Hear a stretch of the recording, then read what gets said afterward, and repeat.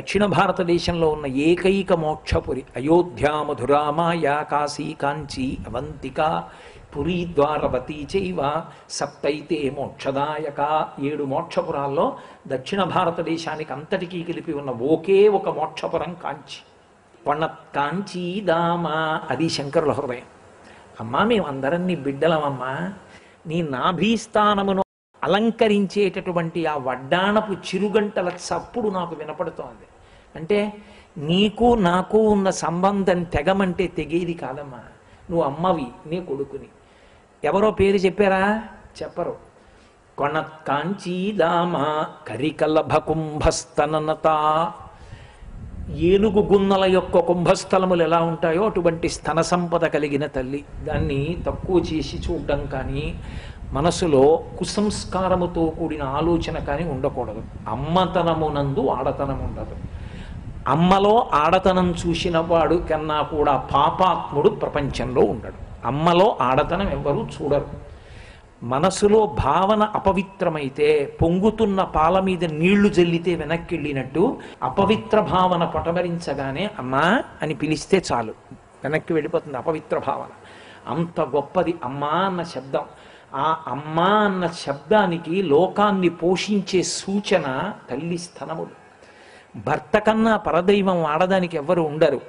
ఆ భర్త ఆకలేస్తోంది, పలహారం చేయవే అంటే వెళ్ళి వండి తెస్తుంది. కడుపున పుట్టిన కొడుకు క్యారుమని ఏడిస్తే ఆమె నిత్తురు పాలగా మారిపోతుంది. బసవేశ్వర పురాణం చేస్తూ పాల్కురికి సోమనాథుడు అంటాడు, మొగ్గ పువ్వు అయినప్పుడు ఈ సువాసన ఎక్కడి నుంచి వచ్చిందో మొగ్గలో ఎలా దాక్కుందో తెలియదు. అలా ఒక కన్నెపిల్ల తల్లి అయినప్పుడు ఆమెలో మాతృత్వం పొంగి పాలు ఎలా స్రవించాయో తెలియదు. ఆ పరదేవతానుగ్రహం. అమ్మవారే అమ్మగా లోకంలో తిరుగుతుంటుంది. కుక్క కావచ్చు, పంది కావచ్చు, పిల్లి కావచ్చు. అమ్మతనం అమ్మతనమే. అమ్మతనంలో ఆడతనాన్ని చూడడం రావణ బుద్ధి. ఆడతనంలో తన భార్యని తప్ప మిగిలిన వారిలో అమ్మతనాన్ని చూడడం రామచంద్రమూర్తి బుద్ధి.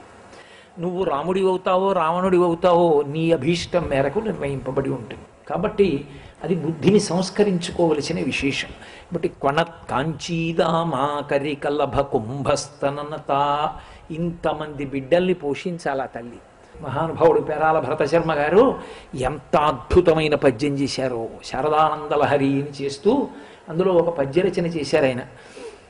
ఒక్కడు ఎనుగుముకంబులను మరొక్కడు ఆరుముగాలతోడ నీ యక్కున పాలుతావ జగమంత బిడ్డలు కన్న తల్లి నీడెక్కడ నుండి చేపెదకో ఇన బింబము చంద్రబింబము తక్కక నీ యురంబనను దల్పకయున్న అహర్నిశల్సతి అన్నారాయన. అమ్మా, నీకున్నవి 2 స్తనాలు. ఒకడు ఏనుగు ముఖం వాడు వచ్చి కూర్చున్నాడు, గజాననుడు విఘ్నేశ్వరుడు. ఒకడికి 6 ముఖాలు, షణ్ముఖుడు కూర్చున్నాడు. ఇద్దరూ చెరోస్తనం తాగుతున్నారు. అందులో పాలన్నీ వాళ్ళకే చాలవు. ఇక అమ్మ మాకెప్పుడు ఇస్తావమ్మా, మరి మేమందరం బిడ్డలం కావు, మాకు నువ్వు పాలు ఇవ్వద్దు, నువ్వెప్పుడు ఇస్తావు మాకు అని అంటామేమోనని ఆవిడ ఇనబింబము చంద్రబింబమన్ సూర్యచంద్రబింబాల్ని రెండింటినీ తన స్థనాలుగా చేసుకుని సూర్యకాంతి పడితే తప్ప మొక్కలో చూశారు ఆకుపచ్చతనం ఉంటుంది. ఆ ఆకుపచ్చతనమే ఆహారము మొక్కకి. అటువంటిది తయారవ్వాలి అంటే సూర్యరశ్మి పడాలి. చంద్రబింబము యొక్క కిరణములు పడితే ఓషధీతత్వము ప్రకాశిస్తుంది.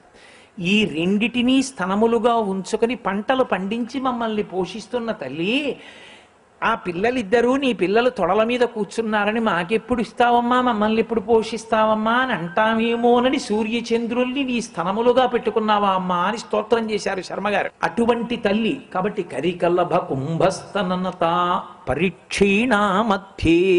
అంతమంది పిల్లల్ని కన్న తల్లి కదా, అంత పెద్ద స్తనమండలం ఉన్న తల్లి కదా. మరి అటువంటి అప్పుడు ఈ పై భారాన్ని మోయడానికి నడుము ఎంత లావుగా ఉంటుంది అనుకుంటారేమో. లక్ష రోమ లతాధారతాసమున్నీయ మధ్యమ అని కదా వ్యాసుడు. తీగ ఎలా ఉంటుందో అంత సన్నగా ఉంటుంది ఆవిడ నడుము. అంత సన్నగా ఉండడం ఎలా అంటే చాలా సులువుగా ఎక్కువ మంది పిల్లల్ని కనగలిగినటువంటి సాముద్రిక లక్షణం ఉన్న స్త్రీ అని దేనిని బట్టి నిర్ణయం చేస్తారంటే నడుము సన్నగా ఉండాలి. ఉత్తములైన సంతానాన్ని చాలా సులువుగా ప్రసవిస్తుంది. అది సాముద్రిక లక్షణంలో స్త్రీకి నడుము సన్నంగా ఉండడం అన్నదాన్ని ప్రధానంగా చూస్తారు. అందుకని అంతకన్నా దాని మీద వ్యాఖ్యానం అక్కర్లేదు. పరిక్షీణా మధ్యే, అంత సన్నని నడుమున్నదానా, బాహ్యమునందు సౌందర్యము, ఆంతరమునందు అమ్మ సౌందర్యము. మనకి ఆవిడ బాహ్య సౌందర్యంతో నిమిత్తం మనకి లేదు. మీరు బాగా గుర్తుపెట్టుకోవాల్సి ఉంటుంది ఒక విషయం. ఎందుకంటే సౌందర్యము అన్న మాటకు అర్థం ఏమిటో తెలుసా? అమ్మయే. చాలామంది పొరపాటు ఎక్కడ పడతారంటే సౌందర్యము అన్న మాటకు అర్థం బాహ్యమునందు ఉన్న అందం అనుకుంటారు. చాలా పొరపాటు మాట అది. అది నిజమైతే శంకరాచార్యుల వారు సౌందర్యలహరి అన్న పేరు పెట్టరు. అప్పుడు బాహ్యవర్ణన చేసినట్టు. కొడుకు అమ్మని బాహ్యవర్ణన చేస్తాడా? లోకంలో ఎంత మూర్ఖుడైనా నా భార్య కన్నా పక్కింటి వారి భార్య బాగుంటుందనగలిగినంత ధూర్తుడు పాపిష్టివాడు ఉంటాడేమో. మా అమ్మగారి కన్నా వాళ్ళ అమ్మగారు బాగుంటారని దరిద్రుడు లోకంలో ఉండడు. ఎవడి అమ్మ వాడికి పెన్నిధి. అందం వేరు, మీ భద్రత వేరు. పులి చాలా అందంగా ఉంటుంది, మీరు వెళ్ళగలరా దగ్గరికి? సింహం చాలా అందంగా ఉంటుంది, దగ్గరికి వెళ్ళగలరా? అమ్మ ఎంత వయసు వచ్చేయనివ్వండి, 80 ఏళ్ళు వచ్చేసి ఒళ్ళంతా ముడతలు పడిపోనివ్వండి, ఆ ముడతలు ఇలా పట్టుకుని ఇలా నిలబెడితే అలా నిలబడిపోతుంది చర్మం, స్థితిస్థాపక శక్తిని కోల్పోయి. అలా అయిపోయినప్పుడు కూడా మంచంలో పడుకుని రాత్రి 10ంటికి ఇంటికి వచ్చిన కొడుకు అన్నం తిని లేచిపోతే తలమించి ముసుక్కప్పుకో పడుకున్న అమ్మ చలికాలంలో మాట అంటుంది, ఎరా నాన్న అప్పుడైపోయింది భోజనం అంటుంది. అమ్మకి తెలుసు, నువ్వు ఇలా రాత్రి ఆలస్యంగా వచ్చి అన్నం సరిగ్గా తినకపోతే ఆరోగ్యం ఏముంటుంది నాన్న, కడుపు నిండా తినరా అంటుంది. అమ్మ అంటే సర్వకాలముల యందు నీ భద్రత కోరునది. అందుకే ఒక కఠినమైన విషయాన్ని చెప్తారు. ఒక వేశ్య ఒక పురుషుణ్ణి, నీ తల్లి గుండె పట్రా, నువ్వు కోరుకున్న అనుగ్రహాన్ని ఇస్తానంది. ఆయన తల్లి పడుకుని ఉంటే తల్లి గుండె కోసేసి గుండె చేతిలో పట్టుకుని పరిగెడుతున్నాడు ఆ వేశ్య దగ్గరికి. గడప దన్నుకు పడిపోయాడు. ఆ గుండె చేతిలోది కింద పడిపోయి ఆఖరిసారి కొట్టుకుంటోంది. కొట్టుకుంటూ నాన్న దెబ్బ తగిలిందా అందిట. కోసేశాడు, గుండె పట్టుకుపోతున్నాడని కాదు, కొడుక్కి దెబ్బ తగిలిందేమో అని చూసింది. అది అమ్మ. సాక్షాత్ పరదైవంగా తను చూసినటువంటి భర్త చేతితో నిప్పు పెట్టినా వ్యానవాయువు వదలదు, శరీరాన్ని వదలదు వ్యానవాయువు. కడుపున పుట్టిన కొడుకు ఆనందహోమం అని చేస్తాడు జ్ఞాతుల కోసం. అందుకే 11 రోజులు జ్ఞాతులందరూ మైలపడతారు. ఆ ఆనందహోమం చేసి వ్యానవాయువు నుంచి తప్పుకో, శిథిలం అయిపోయింది కదా శరీరం, ఇంకో శరీరాన్ని పొందమ్మా నాన్నగారండి అంటే కొడుకు మాటకు వదిలిపెట్టేస్తారు. అది కొడుకు గొప్పతనం, అది తల్లి గొప్పతనం. అటువంటి తల్లి కన్నా సౌందర్యం లోకంలో ఎక్కడుంటుంది? తండ్రి అనలేడు ఒక మాట. చిన్నతనంలో ఒళ్ళు వేడెక్కితే వాడు పిల్లాడు ఏదో పలవరిస్తుంటే, పాలు పడితే కక్కేస్తుంటే డాక్టర్ గారు కూడా ఏవో మందులు ఇచ్చి చూద్దామమ్మా మరి ఏం తాగట్లేదు అంటే తండ్రి కూడా ఏం పర్వాలేవే ఎక్కడికో తీసుకెడదాం అంటాడు. తల్లి ఒక మాట అంటుంది, నాన్న నీకు ఇలా ఉంటే ఎందుకురా నేను బతికి, నా ఆయుర్దాయం కూడా పోసుకొని నువ్వు బతకరా నాన్న అంటుంది. తన ఆయుర్దాయం పోసేసుకుని బ్రతకమని కోరగలిగిన ఏకైక వ్యక్తి లోకంలో తల్లి ఒక్కతే.